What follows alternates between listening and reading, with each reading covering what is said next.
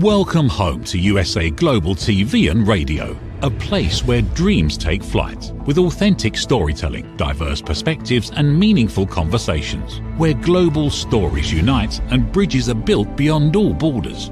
Discover world-class education, entertainment, hope and inspiration. Together, we're building bridges worldwide. Subscribe to our channel, USA Global TV. Download our app, USA Global TV. Be our guest or join our team. Visit usaglobaltv.com. Thanks to our founder and executive producer, Dr. Jacalyn Kerbeck. Music score by Yeffy Tang from Cloud Road Music. Voiceover artist Mike Porter. Creative direction by Paul Garcia. USA Global TV and Radio, your home for global connection. All rights reserved. This video and its contents are the exclusive property of USA Global TV and Radio. Unauthorized use, duplication or redistribution in any form is strictly prohibited.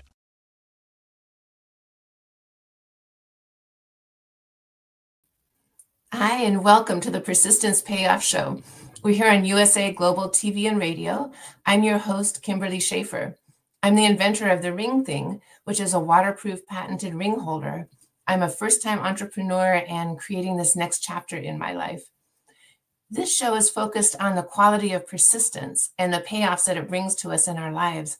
And that can cross both our personal and our professional lives. I'm really interested in the relationship between courage and persistence. Other people have said that when we're faced with challenges, courage is not having the absence of fear, but the willingness to do it anyway. So I really love hearing the stories of people who have pushed through their fears to achieve their dreams and their goals. It really inspires me, and I love hearing about it and sharing it.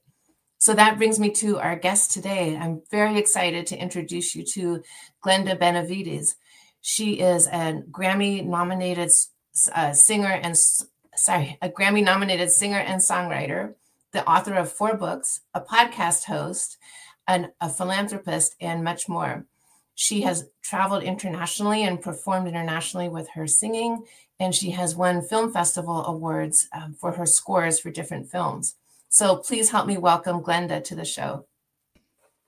Hi, Kimberly. Hi, Glenda. Thank you so much for being here. You're welcome. Thank you.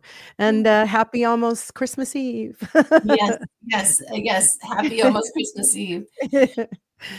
So you have such an amazing array of talents. It's really impressive. And I'd like to just start with your journey as a singer-songwriter. Can you tell us how that evolved? Is that something that was your dream from being a young girl, or did it evolve more organically? Well, it takes, I'll have to take you back 100 years. I think it was one of those things where I just always knew. I don't know how to explain it.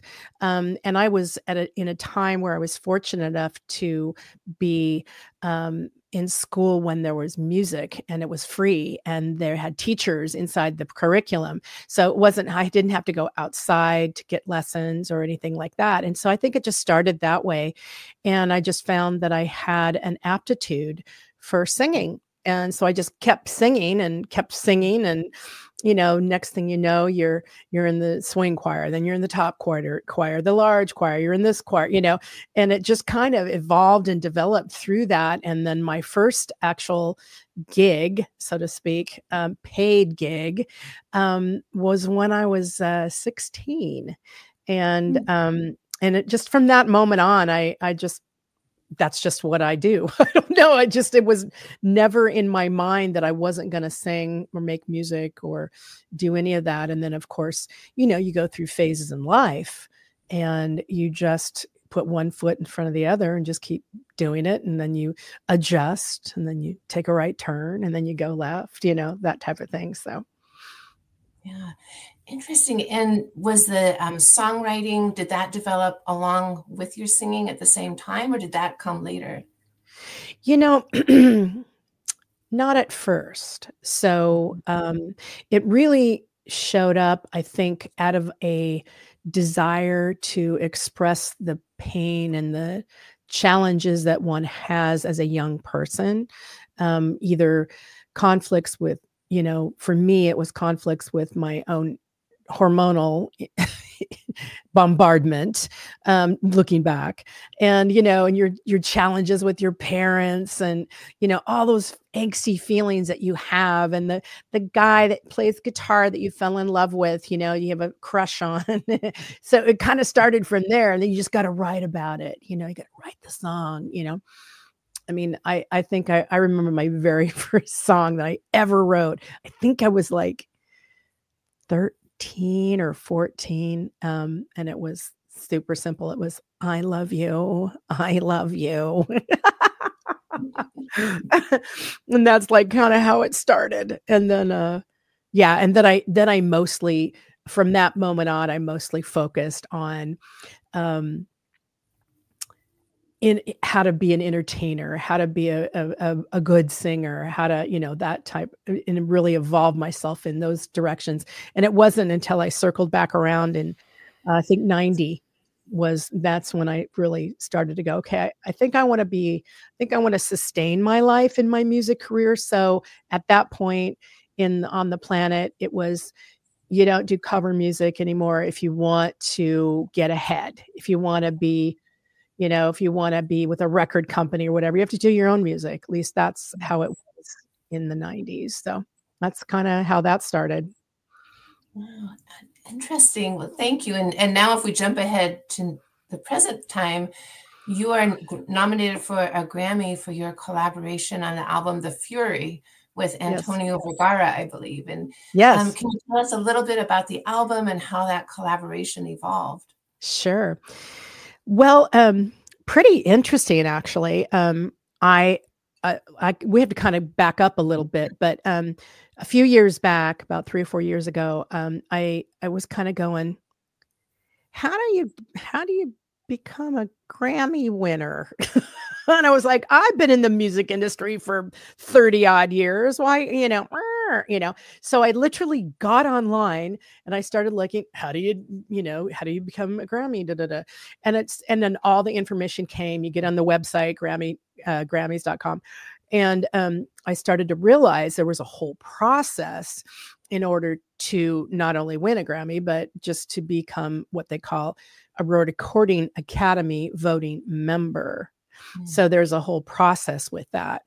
And I had no idea. It's one of those things where you innocently, blindly go into something and you go, I don't know, you know, let me just do that, you know, and then you realize, oh my God, there's 50 million steps to this, you know. And it literally is, you know, you're on the first rung, you know, when you start down that path.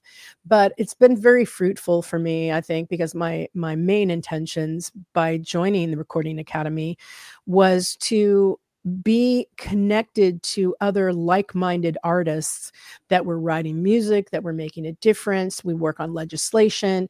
We help younger students, Grammy University, we help them, we mentor them, that type of thing. As, you know, a mature artist, you know, there's insider tips to everything in anybody's business. So it's the same thing. So really getting involved in that, my intention really was to network and connect with like-minded spirits and talented individuals on the level that I want to play on. And so that's kind of how it started. And let me tell you, it's a process. So there's a lot involved. Yes. Yeah, I can only imagine. And, you know, one thing as I was reading about the album that I'm curious about is, if I read correctly, it was released at the end of August of this year. Yeah. Okay. Sorry. Yeah, I forgot to answer that question. So anyway, when I apologize, Kimberly. No. So when I jumped in the Recording Academy, right? So I'm like 3 years in, and I'm promoting my own music and that type of thing. And you're learning as you go how this works, right? Somehow, I got to ask Antonio, somehow he found me, saw me, he listened to my music, probably because it was up for a Grammy. So he listened to it and he was like, oh my gosh, I want to have her on my album. So he reached out to me and said, hey, do you want to work on the album? And I was like, sure, why not? Because that's how I am. Sure, let me send it to me. Let me listen to it. So he sent me the track that he wanted me to work on. And I kind of was sick a little bit. And I thought, oh man, and it's really a good track. And so I reached back out to him and said, sure, I'd love to work on the track and I want credit for this, you know, that type of thing. And because I actually created the melody, he wrote the music and the lyrics, but I created the melody for it. And of course I sang on it, and the song is called The Rebel's Right, is the actual track on the album that I participated in. So that's kind of how it started with. He just reached out to me and said, I'd love for you on the album. And I said, sure, why not? And then next thing I know, if you want me to tell you what happened. So, you know, when you're voting, the first round of voting, of course, I voted for myself in the roots category. And then I voted for him on that album in the contemporary blues category. And so first round, we did all our voting, and I get on, so I wanted to check the list and see who made it, right? So I'm checking my song, no. Checking my other song, no. Second, my third song, no.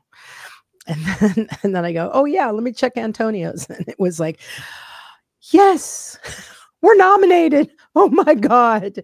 And it still hasn't really sat with me, but he's such a fabulous person, and I'm so grateful to be on the album. I'm grateful that he got the nomination, and he's worked really hard for it. So the album is pretty extraordinary. So yeah, I heard a couple of the tracks and I agree it was fantastic.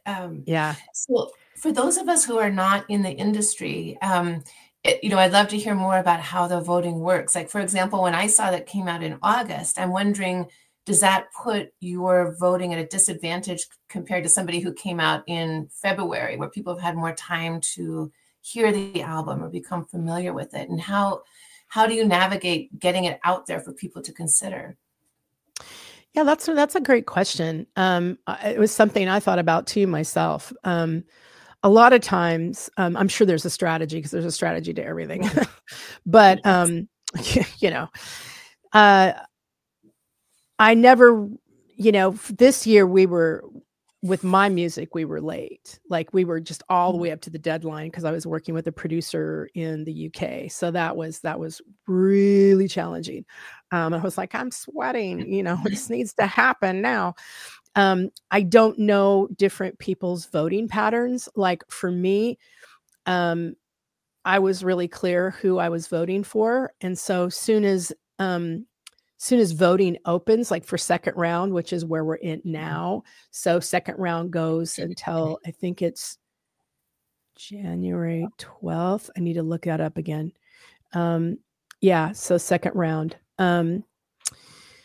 I voted right away. So like, I just don't need anything on my plate. I have other projects that I'm doing. I'm singing. I've got voice lessons. I got all kinds of stuff that's on my plate. Plus, I'm prepping and planning with my PR person for Grammys in February.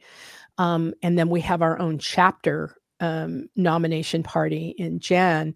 And so, you know, there's so many things you're doing. I'm doing interviews now, you know, doing more interviews, not just with my PR person in Canada, which this is what this is from. But, you know, I have a PR person in LA, and, you know, there's all these things that you prep for, parties and all. It's crazy. A lot of things to keep track of. And then, you know, you want to make sure that you put your best foot forward and, you know, connect with the right people and, you know, just show up and shine, basically. So there's a lot to be involved. So for me, I got to get stuff done. Like, I don't wait till the last minute for voting. So that's just how I do it.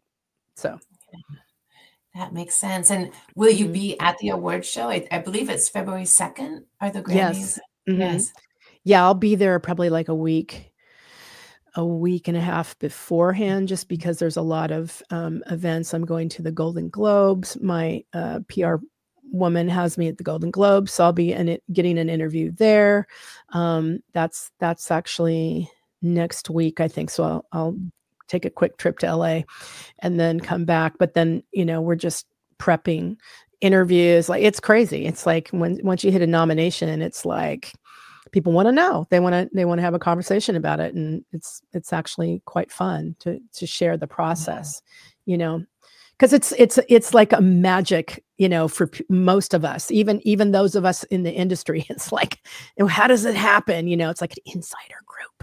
You know, it's a you know, it's like you know, until you get there. You know, it's like So, it's really really interesting, and it's fun, and it's like with any club, you know, or any corporation or any business, you know, there's levels to it. There's protocol. There's so much involved, you know, so.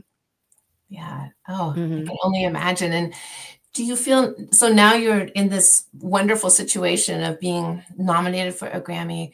And when you look back over your career, were there times that you felt like giving up, like in terms of persistence? Were there challenges that you had to persist through? And when you look back now, are you grateful that you did that? You know, does it feel worth it that you went through all of that? Yeah, daily. I want to give up daily. And there's different things, you know, because, and I love when you said persistence, because if you are on your right aligned purpose and path, if you are doing that, yes, those things will come up. You'll want to feel like a fraud. You'll want to feel like, you know, you'll feel like all kinds of things that show up, you know, and then life happens, and, you know, you have a fight, or people pass away, you know, there's all kinds of stuff, right, that just throw in your path. And, you know, it's like, what are you going to do with it? You know, that's really the thing. You have to like look from that place. And if you are in your right purpose and your right path, and those things show up for you, basically what happens is you say, okay, and then you give up for a few seconds, and then you're back on, you know, you just get back up on the horse.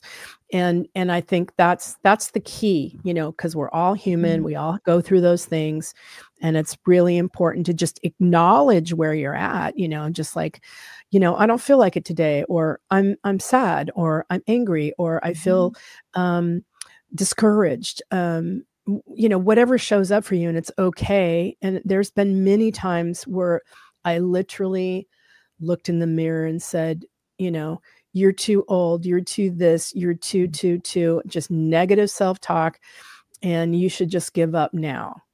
You know, I've had many of those conversations, and then I just leave the room and go, you know, there were moments I just said, okay, I quit.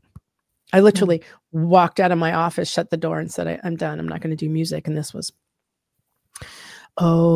probably 15 years ago or something. And I just said, no, that's it. So I literally like let go of the pressure, and let go of the make go of the blame, and walked out, shut the door, went off for the day, came back. And I was like, really? Is it really? Are you really going to quit? Like, really? And then I said, no, I don't want to quit. You know, and it's okay. It's part of the evolution process in your own being, your own self. So, yeah, that makes sense. And it also sounds like it's really important that you gave yourself space to feel that. I quit. Yes. I'm just giving myself that space. And then as you reflected on it, you came back around, and yeah. And how, you know, do you do mantras or affirmations? Are there tools that you use to sort of help with your self-talk? I burn bushes. No, I'm joking. Yeah, you know, I do several different things. I listen to things that I balance the dark and the light. So I don't go, everything is fabulous, and, you know, be an angel and all that other stuff. And I just like, no, there is darkness. There is sadness. There is stress. There is all these things, you know, and I let myself go into those things, and then I pull myself back out, just back in alignment, remembering why I'm here, what what service I'm here for, and how do I support not only myself, but other people. Like what is that for me? And it evolves, right? So it's not like who I was 10 minutes ago, who I was 2 years ago is not necessarily who I am today.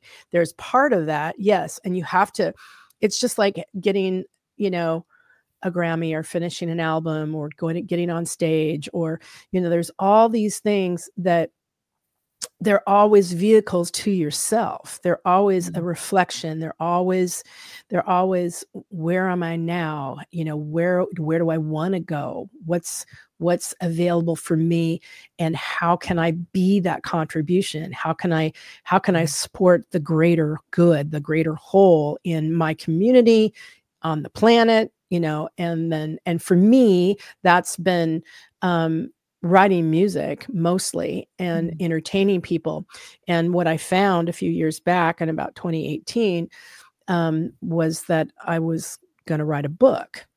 And it started out like, it started out with Global Badass Goddess. So a girlfriend of mine in my kitchen said, you know, you're a badass goddess. And I was like, no, you know, I immediately wanted to say no. And I stopped myself and I said, don't do that.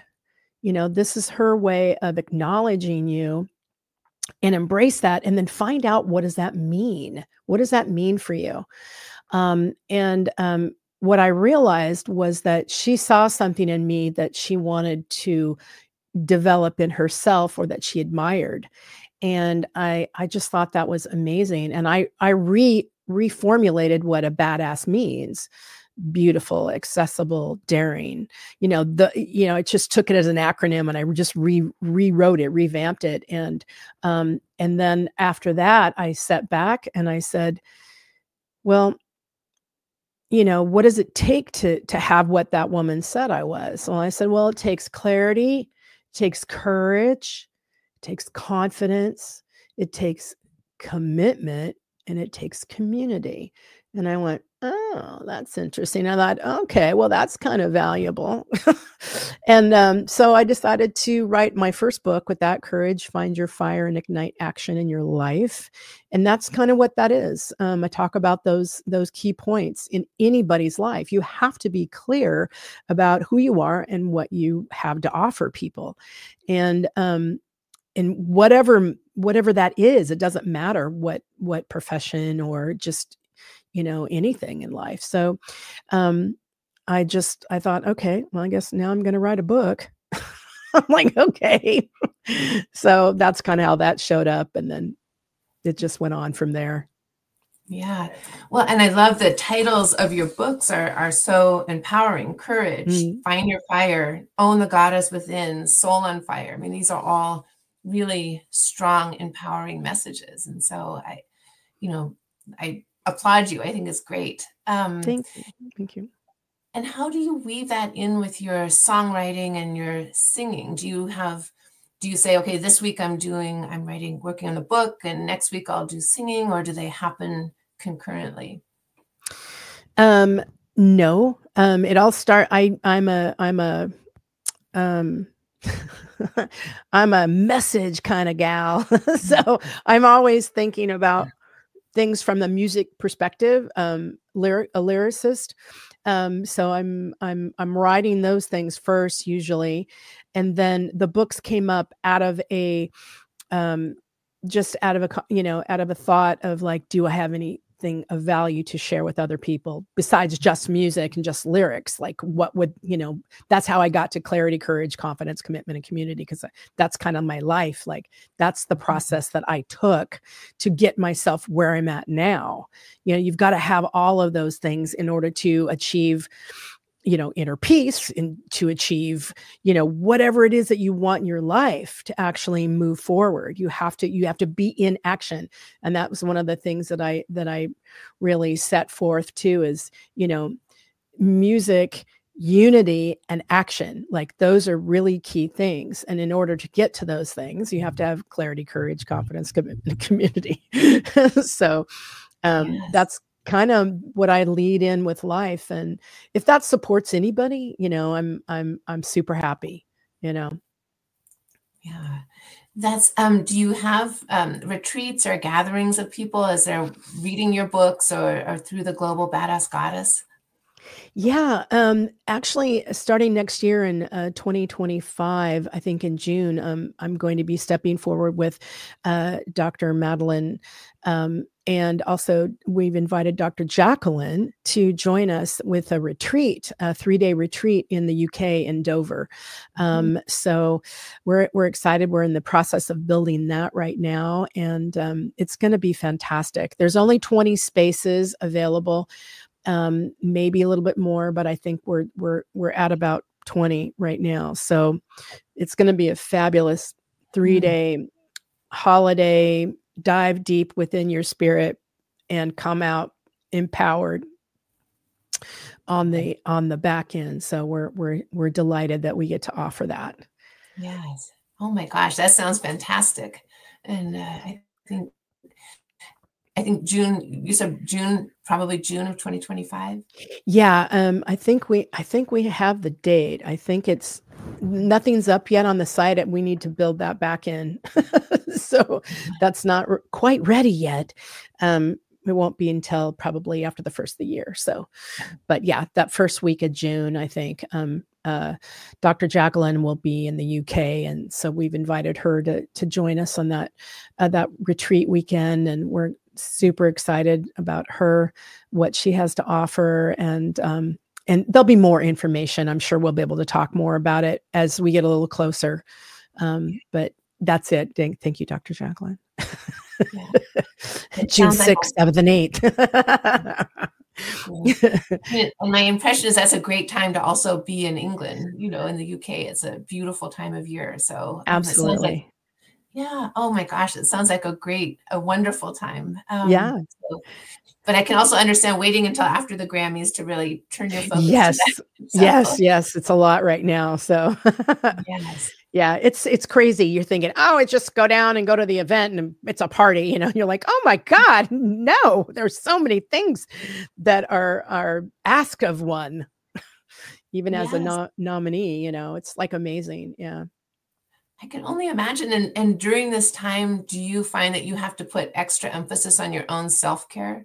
That yes, you have a lot of people absolutely. coming at you for things and absolutely. Yep. Yes.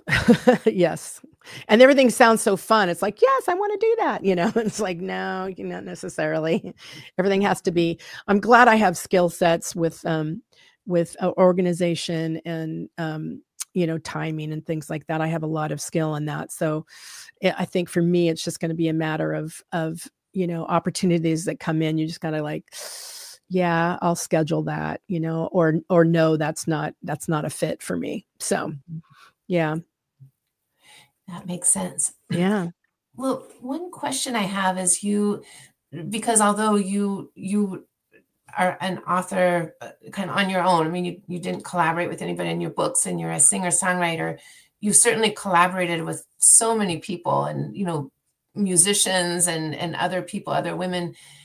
And I'm curious to know, like, to me, it seems like we all face a point where we're faced with a decision. Are we going to persist through something and keep going or give up? And I'm curious to know if you've noticed any specific factors in a person that kind of help determine which way they're going to go, whether they're going to persist through the challenge or give up. And do you see any commonalities? Yeah, it's mindset. I think first and foremost, foundational, it's your mindset. Again, I'm going to go back to, foundational clarity, because you have to really, if you've got some negative self-talk, you have to be, first of all, you have to be really conscious, like, oh, that's an issue. Oh, I'm, listen to what I just said. You know what I mean? If that's being very conscious, being very mindful. And then once you're at that place, then the next question is, what's your choice? Oh, well, I can't get out of this. And oh, wow, it's just repeating on a loop, and then you've got to start looking for some support. Sometimes it is outside of yourself, sometimes it's, always the work is within, but sometimes you need a helping hand. I know for me, over a year ago, I worked with Karen Green. She's out of Switzerland. No, not Switzerland. Sorry. She's from Sweden, and she does shadow work. And her shadow work is amazing. It's Carl Jung, it's that stuff, and looking at the archetypes, and, really looking at the shadow self. And that really helped me a lot. And I worked with her for a year, just really reprogramming. Anything you can do to reprogram yourself, whether, like you were saying earlier, if there's your, mantra, or like finding someone that maybe does shadow work, just so you can get a hold of what's going on in the background. Is that mine, or was that something that my parents told me? Those kind of things. You're going to have to just start looking and finding the passion and the desire and the persistence to say, okay, I want to move through this, and I want to move myself into a position where I'm actually a contribution to not only myself, but my family and the world around me. How am I showing up? Am I showing up like an ass, or grumpy, or angry? What is that for you? Like, where is that? Where is the origin of that? There's always an origin. And then, as you were saying, once you can get in on that insight, find what's next for you. Like, how can you get some support in that to help pull you out of that pit of some sort, and stay with it, stay with all of it. The persistence is so key. And so I think that's how I would approach it. Or have approached it, I should say. Yeah, I think those are great points. And as I was listening to you, I also thought, I've heard the phrase, get comfortable with being uncomfortable, because sometimes those journeys aren't always comfortable, but that's how we come out the other side, Totally. and really get where we want to be. Yeah. I'm curious to know now, at this point, how do you define success for yourself, and has that changed over time? That's a great question. I think as a young woman, knowing that I love to sing and just being unconscious about it, and just one foot in front of the other, just like da da da. I just kept doing what I love to do. At some point, I got a little more conscious of like, oh, if you want to sustain your life in this business, you need to write music. Oh, things like that. That's how you make music. And that was a different phase. It's not so much like that now. Of course, the business is the business. But I think that I kind of lost my train of thought. Sorry about that. I tend to want to do origins. I go back to like, when did it start? Can you repeat your question one more time? Oh, sure. Absolutely. And I think you were on a perfect track with it. Just how do you define success now? Oh, yeah. Okay. Has that changed? Yes. Yeah. So for me, success now is, simplicity is really key. So I'll say a real simple word.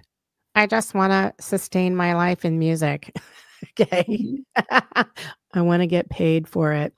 So I think that's the simplest thing. But beyond that, what it is for me now, success is not so much the accolades or whatever. It's nice to be acknowledged.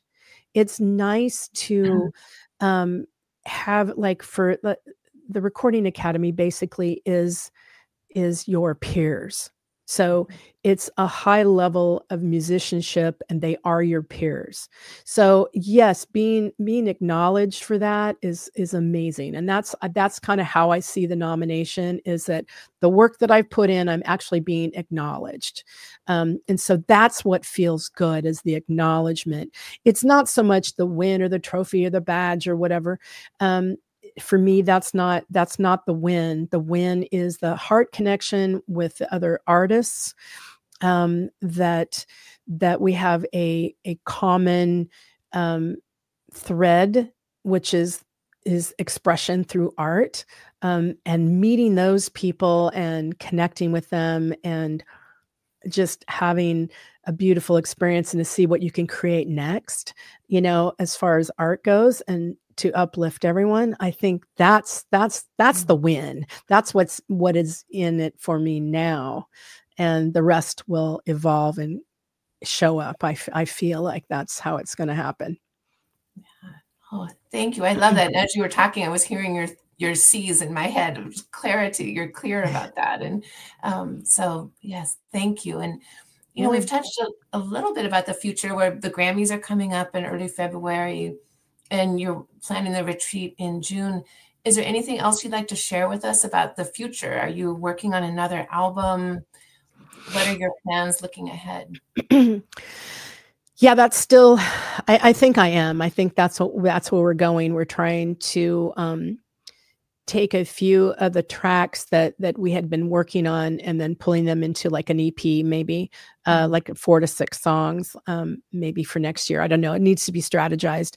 But I think, you know, for me, it's also letting people know that anytime you support me, like if you're buying my merch or my books or, you know, listening to my music, I track that. So I know that who's buying what. And then what I do is I actually work with One Tree Planted, and I take $1 off of whatever you've purchased, and I actually go plant a tree, not personally.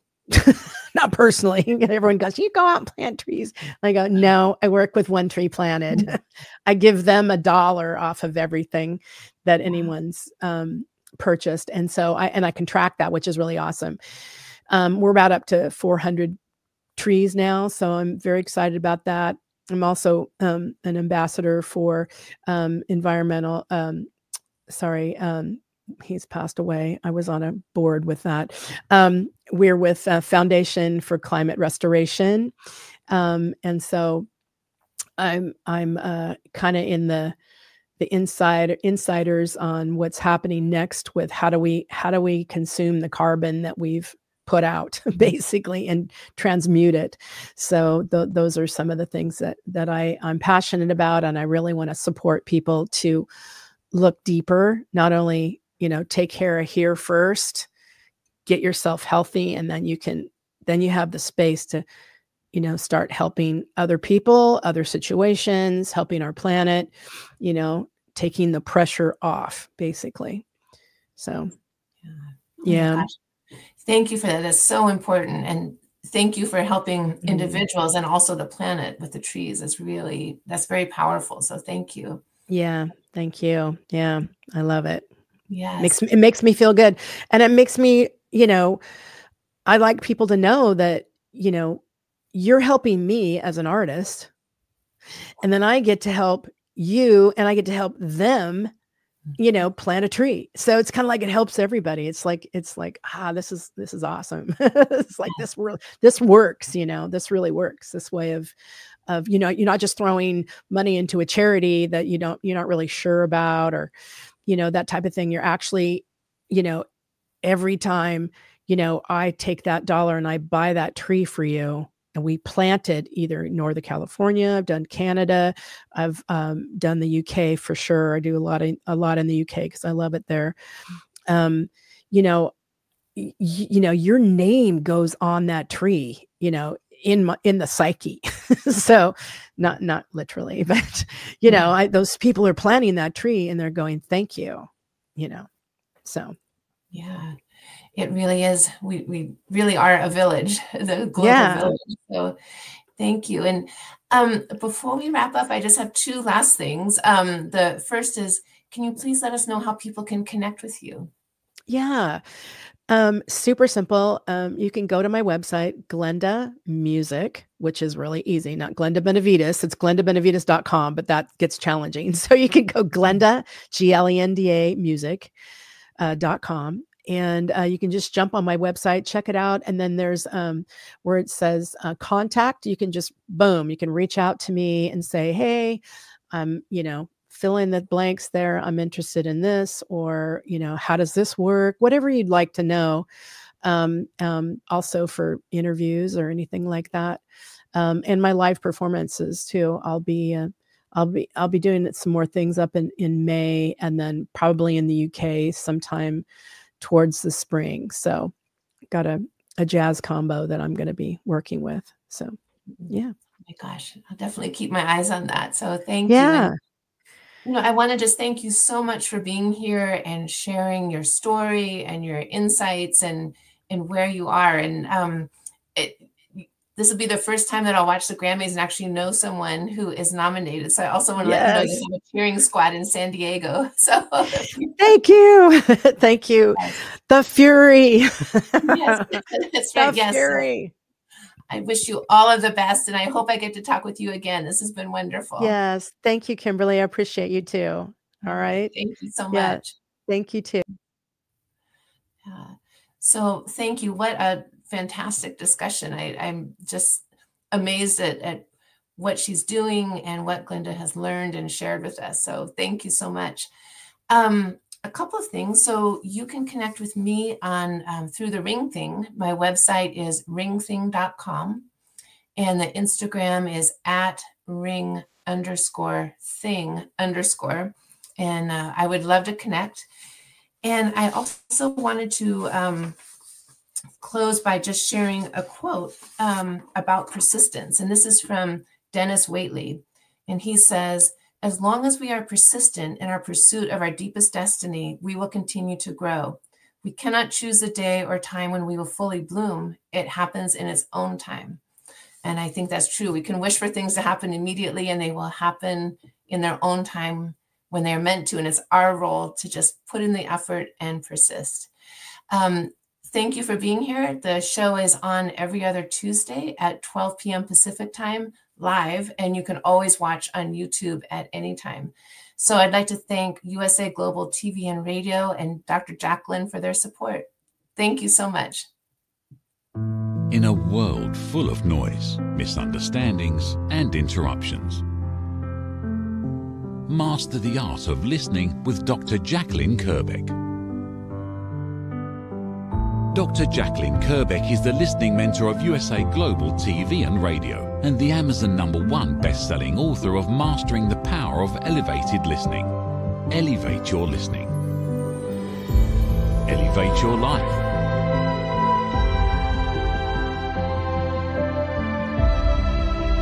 Join a global learning experience in person or via Zoom. Reserve your spot today.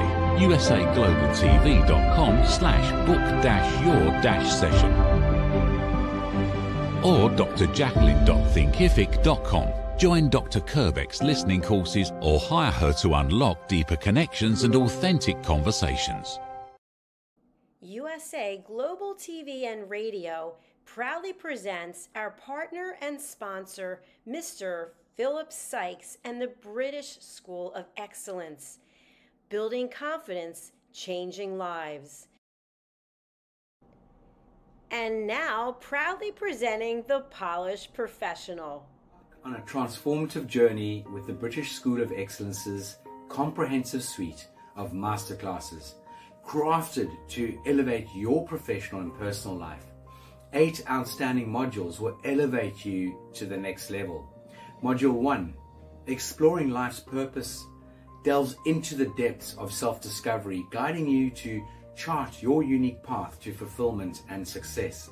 Module 2, Mastering Professional Presence and Confidence. This masterclass is a deep dive into the art of self-assurance and commanding presence, which is essential for standing out in today's competitive landscape.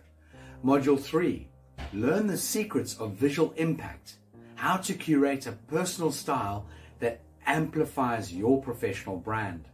Module 4, Mastering Professional Etiquette and Communication Excellence, navigating the nuances of corporate interaction with grace and tact. Module 5, Elegance in Eloquence. We impart powerful techniques to captivate and persuade any audience with your oratory skills. Module 6, Unlock the potential of your emotional intelligence, EQ, and harness the ability to connect, empathize, and lead with emotional savvy. Module 7, Mastering DISC, building a gateway to understanding behavioral styles, fostering better personal and professional relationships. Module 8, Mastery in Dining Etiquette, building your confidence to perfect the subtleties of dining with finesse enhancing your social savviness at any table. Step into the Polished Professional program where poise, elegance, and excellence aren't just taught, they're instilled for life. Join us to redefine your potential and polish your professional edge. To learn more, go to thebritishschoolofexcellence.com. The British School of Excellence are investors in people. Let us invest in you.